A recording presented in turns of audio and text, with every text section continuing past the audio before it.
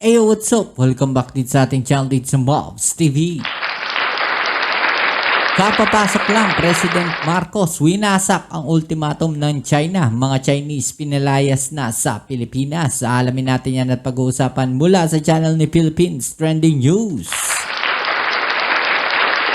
Alright, sa mga hindi pa po nakasubscribe sa channel ni Philippines Trending News, nandiyan sa ibaba ang full video link. I-click nyo lang po at subscribe at supportan natin ang kanyang mga video uploads. At kung kayo naman po ay bago pa lang sa ating channel, bago natin umpisahan ang video ito, please don't forget to subscribe, like, share at comment dyan sa comment section. At pa-click na rin ang notification bell para ma-update kayo sa mga latest video uploads natin.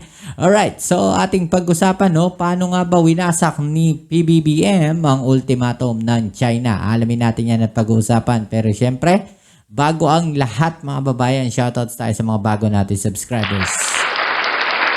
Huwag na natin patagalin, umpisahan na natin to. Let's go!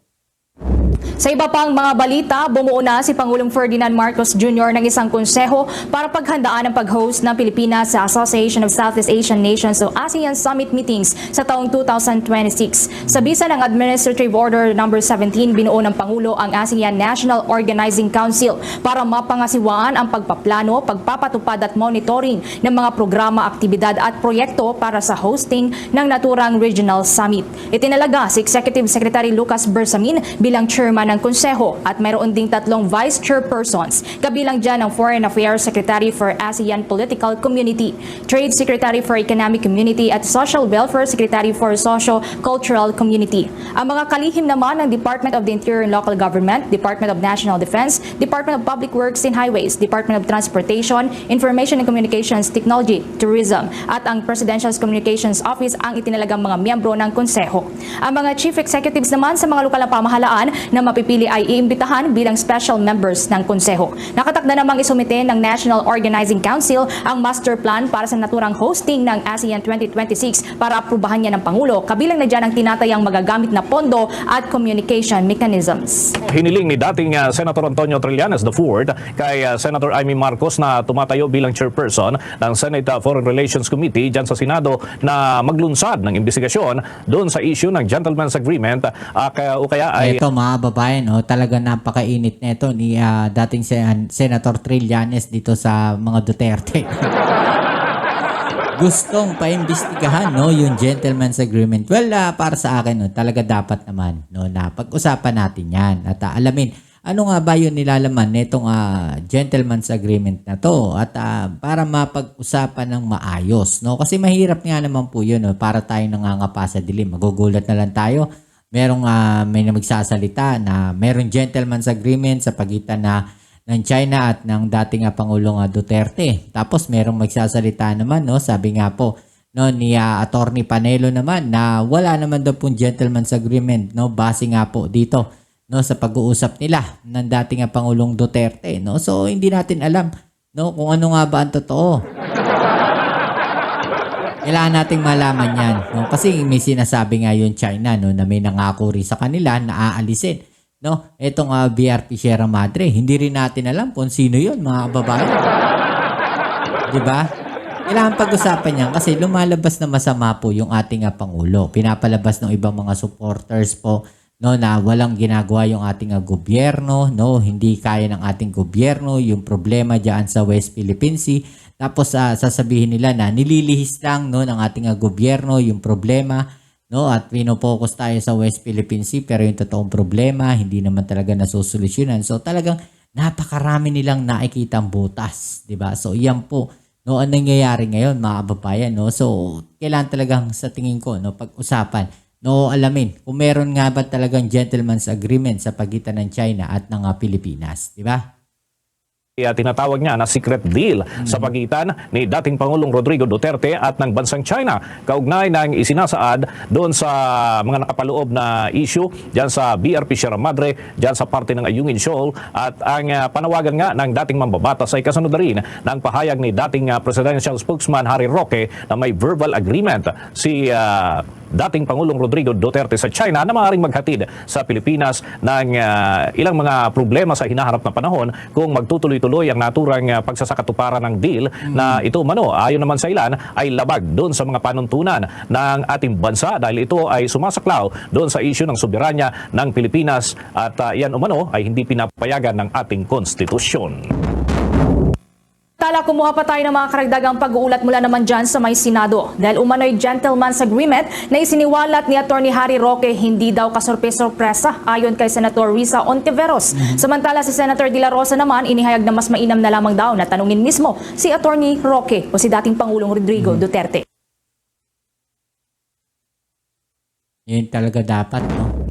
Hindi na nasorpresa sa Senadora Risa Ontiveros sa isiniwalat ni Atty. Harry Roque hinggil sa umano'y gentleman's agreement ng gobyerno ng China at ni dating Pangulong Rodrigo Duterte. Maring sinabi ni Ontiveros na noon pa man ay palagi nang pinapanigan ni Duterte ang China kung saan pinaprioridad nito ang relasyon sa bansa kumpara sa ating national interest. Malino naman anya itong ipinakita ng nakatatandang Duterte sa 6 na taon niyang paninilbihan bilang punong ehekutibo sa Pilipinas. Iginit ng Senadora na hindi naman pinahalagahan ng dating Pangulo ang 2016 Arbitral Award kaya hindi katakatang pumasok si Duterte sa kung ano-anong gentleman's agreement. Ang mahalaga naman ayon kay Ontiveros. So parang sinasabi dito, no, na hindi kinikilala, no, ng dating Pangulong Duterte yung pagkakaroon natin, no, ng karapatan diyan po sa exclusive economic zone. Parang ganun po ba, no, yung kanyang sinasabi dito at mas pinapanigan niya, no, yung gustong mangyari ng China diyan sa West Philippine Sea. So parang ganun, no, yung gustong palabasin dito o sinasabi, no, neto ni Senator Hontiveros. Sa palagay ninyo mga kababayan, may katotohanan ba yung kanyang sinasabi o may katotohanan ba, no, etong sinasabi na to, no, ni Senator Hontiveros? Binasura ng kasulukuyang administrasyon ng anumang kasunduan na ginawa sa China. Dapat anyang manatili sa ayungin show ng BRP Sierra Madre at hindi dapat baliwalain ang hirap at sakripisyo ng tropa ng pamahalaan sa pagbabantay sa barko.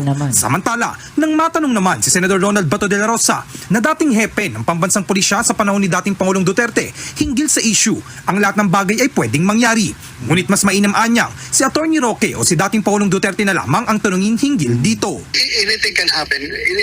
Kung ikaw ay if you are on top at nakikita mo yung mga probabilities, yung mga push and pull, nakikita mo, ay pwedeng makagawa ka ng mga ganong klaseng agreement. Pwede. Pero as I have said, I'm not privy to that and I cannot comment kung tama ba yan o mali. Kasi hindi ko man talaga alam kung totoo yan. Si Harry Roque na siguro tanongin natin tungkol dyan. O kaya si President mismo kung totoong ginawa niya yan. So sa tumitinding sigalot ngayon ng Pilipinas laban po sa China na sinasabi nga po ng iba na pwedeng mangyari ang ikatlong digmaang pandaigdigan simula po dito mismo sa Pilipinas laban po sa China. Ngayon, mga Well, para sa akin mga babayan, no, hindi lang posibleng dito sa Pilipinas pag-umpisa, no, yung sinasabi nga po dito ni Sangkay na Third World War. No, pwedeng mag-umpisa yan sa ibang bansa dahil nakikita natin, no, na maraming talagang kaguluhan na nangyayari ngayon. Diba? So, posible, no, o imposible, no, ibig sabihin, pwede o hindi pwedeng mangyari o mag-umpisa dito sa West Philippine Sea. Okay? So, mataas ang tensyon dito sa West Philippine Sea. Posibleng dyan mag-umpisa, no, yung malaking kaguluhan. Pero posible rin sa ibang panig ng mundo, no, mag-umpisa yung malaking kaguluhan. Dahil nakikita rin natin, no, hindi lang naman dyan sa West Philippine Sea may tensyon. No? Meron nga, no, sa Israel, di ba? Nagkakagulo talaga dyan sa Middle East na yan, dyan sa parte na yan ng mundo. No? Dito pa sa Ukraine at Russia, hindi pa rin tapos yung kanilang kaguluhan. No? So, maraming posibilidad, no, na pagsimulan, no, ng ganyang malaking digmaan. Okay? Sangkay, sa kabila po ng mga matitinding aksyon ng China, si Bongbong Marcos, inangasan palalo itong China. Well, tingnan po natin ang balitang ito. Pagpapalakas ng maritime security, ipinag-utos na ni Pangulong Marcos. Ayon po dito sa balitang ito. Tingnan po natin mga sangkay kasi alam nyo, maghanda lang po talaga tayo mga Pilipino. Hindi naman sa tinatakot ko kayo mga sangkay, pero ito po yung realidad. Actually, hindi lang naman po sa Pilipinas, kundi maging pa ang ibang mga bansa like sa Europe kasi maraming potential. Yan yung sinasabi natin, di ba? Hindi lang sa Pilipinas, pero kailangan pa rin natin talaga maghanda, di ba? potensyal na makapaggawa ng isang hakbang na magpupush na mangyari itong ikatlong digmaang pandaigdigan na magiging isang nuclear war. Okay? Ngayon, ito ang balita mga sangkay. Nuclear war sa tingin ko hindi naman agad-agad gamitin yan para sa isang gera. O mapapansin natin sa Ukraine at ang Russia. Okay, so Russia may mga nuclear weapons din yan. Pero kung gugustuhin talaga nila na tirahin yung Ukraine, di ba? Bakit hindi gamitan nila ng nuclear? Pero hindi kasi nila para gamitin yon. Di ba? Dahil marami talaga sila mga kalaban pag gagamit sila ng nuclear weapons. Di ba? So, magkakaroon ng mass destruction. Napakalaking distraction po ang posibleng mangyari. Pagka yan po yung gagamitin natin na mga gamit ng iyang nuclear weapon na yan. Tayo sa ibang balita, ipinag-utos ni Pangulong Bongbong Marcos na palakasin ang seguridad sa ating karagatan. Well, karapatan naman talaga ng Pilipinas yan. Kahit anong bansa na kailangan natin magpalakas ng ating security. Ito, nagkataon na nasa gitna tayo, napapaligitan tayo ng mga karagatan. So, maritime security, importante po talaga yan sa kahit anong bansa. Like Taiwan, Japan, di ba? Napapaligiran ng karagatan. So, yung maritime security talaga, napaka-importante po yan. Nagtataka lang tayo dahil napakahina ng ating maritime security nitong mga nakaraang administrasyon. At yan po ay unti-unti lang lumalakas, nagsimula dito kay dating Pangulong Duterte. Okay? So hanggang ngayon pinapalakas po natin yung ating maritime security. At nagtataka lang ako bakit maraming tao ngayon ang inaalmahan o umaalma dito sa maritime security, which is kailangan naman talaga ng bansa natin yung maritime security na yan, di ba? Sunod yan ang pinakahuling pagharang at pambobomba ng tubig ng China sa ating resupply vessel sa West Philippine Sea. Nasa frontline ng balitang yan, si Gio Robles. Asok. Dahil patuloy na humaharap ang bansa sa mga seryosong hamon sa ating mga teritoryo at banta sa kaligtasan ng mga mangingisda at bantay dagat, ipinag-utos ni Pangulong Bongbong Marcos ang pagpapalakas sa ating maritime security. Alam nyo mga sangkay kung noon pa yan ginawa? Mga naunang presidente pa. After Ferdinand Marcos, yung mga sumunod. Kasi nung panahon ni Marcos, ang buong area niyan, mga sangkay, bantay sarado. Yung sakop po ng tinatawag na exclusive economic zone, lalong-lalo na po sa Spratly Islands, Kalayaan, mga sangkay. Lahat ng yan, mga bantay sarado. So wala po gaano nakakapasok. Wala po talaga, sarado. Yan yung sinasabi natin, di ba? Kung pinagpatuloy sana yung pag-upgrades ng mga panahon na yun, wala tayong problema sa maritime security. Di ba? Wala tayong problema ngayon dyan sa mga nangyayari na yan sa West Philippine Sea. Wala po siguro yan. Di ba? Kaya lang pinabayaan kasi. Di ba? Napabayaan ng mga nakalipas na administrasyon. Di ba? Nakapokus sila sa kung ano man yung gusto nilang gawin. Di ba? Pero yung maritime security, wala. Nagpakampante tayo. Di ba? Pero mga sangkay, after kasi Marcos, nagkaroon po ng maraming kudita. Okay? So, ang nangyari, mga sangkay, ayun na. Sa napakaraming kudita, boom, ginamit po yung mga sundalo na nagbabantay dyan, mga sangkay, sa mga kung ano-anong kalokohan ng mga politiko.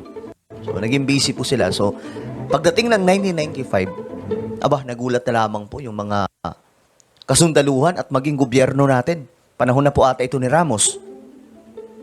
Nagulat na lamang po ang lahat dahil nga po may Vietnam nang napakaraming nakuha ng mga isla. May China, mga sangkay. So, dumami ng dumami. Actually, mas malawak pa po yung sa atin dyan before eh. So, ngayon, mga sangkay, ito na lang ang natitira sa atin, itong tinatawag na exclusive economic zone ng ating bansa. Kaya nga lang, dahil hindi po tayo ready, mas madali pong napasok nitong China. Naging kasi tayo, kampante, mga babayan, at talaga namang, yun naman yung sinamantala ng China. Parang ano lang yan iniwanan mo yung bahay mo, yung negosyo mo, na walang nagbabantay. Siyempre, papasukin talaga yan ng kung sino man, di ba? Ngayon, ito ang balita. Itong ginagawa ni Bongbong Marcos kung noon pa, mga sangkay, okay sana. Pero ngayon, medyo tagilid po tayo dito at pwedeng maglikha ito ng mas malaking problema. Kaya nga lang, mga sangkay, no choice din po tayo. Alangan naman, ipamigay na lang po natin yan. Iginiit ng Pangulo ang kahalagahan nito sa kanyang paglagda sa Executive Order No. 57. Sa ilalim nito, ipinag-utos ni PBBM ang pagpapatibay sa maritime domain at awareness, kabilang ang lahat ng maritime-related activities, infrastruktura, mga tauhan at mga vessel o barko. So, ano to? Full force na gagawin. Talagang kailangan mga sangkay maisakatuparan to. Kaya nga lang, ewan ko lang ha. Kasi ngayon, aggressive ang China. Well, kailangan talaga, no? At pupuwersahin talaga ng ating gobyerno ngayon yan na ma-execute, no? Yung kautosan na yan, lalong-lalo na sa maritime security. No? Wala namang magagawa ang China dyan kung gusto natin gawin yan, eh. Diba? Puro lang sila press release, diba? Kung gusto natin palakasin talaga yung maritime security natin dyan sa West Philippine Sea, well, yun na ang gawin ng gobyerno natin, no? Ipakita natin sa China na ito yung dapat namin gawin. No, teritoryo namin to. Kung sinasabi nyo may soberanya kayo dyan, may soberanya rin kami at mas may karapatan ng Pilipinas dyan sa West Philippine Sea o dyan sa exclusive economic zone na yan. In-award sa amin yan ng legal. Kayo yung illegal na pumapasok dyan sa exclusive economic zone. Kaya mas dapat, no, nagawin ng gobyerno natin yung maritime security na yan. Di ba? So kayo, anong masasabi nyo dito mga kababayan? I-comment nyo dyan sa ibaba ng mga opinion at ating ng pag-usapan. Alright, so yan muli. Maraming salamat sa lahat ng mga patuloy na nakasuporta dito sa ating channel. At kung bago ka pa lang, please don't forget to subscribe, like, share, at comment dyan sa comment section at pa-click na rin ng notification bell para ma-update kayo sa mga latest video uploads natin. Kita-kits tayo sa ating next video. Ito muli ang inyong Kuya Mobs sa Mobs TV. Peace. I'm out.